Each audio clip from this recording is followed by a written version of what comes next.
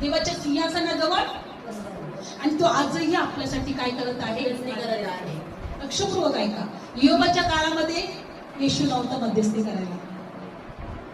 योबाच्या काळामध्ये त्याने आमचे मरण, आमचे श्राप, आमचे पाप प्रभूने स्वतःवर घेतले नव्हतं. रक्त सांडण्यात आलेलं नव्हतं.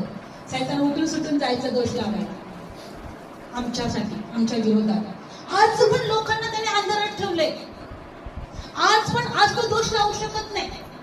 पण आज तो काय करतो? एकमेकांमध्ये फूट पाडतो, घराघरात दुश्मनी पैदा करतो, आमच्या मनामध्ये विष पेरतो. एकमेकांना आम्ही दोष लावावं, एकमेकांमध्ये भांडणं करावी, एकमेकांमध्ये क्लेश असावे, एकमेकांनी एकमेकांचा खून करावा, वाईट एकमेकांना. कारण प्रभूचं वचन आम्हाला काय सांगतं की तुम्ही एकमेकांना प्रीती करा. पण तो काय सांगतो? तुम्ही एकमेकांचा द्वेष करा, एकमेकांचं खून करा. ही त्याचं बायबल आहे, हे सैतानाचं बायबल आहे.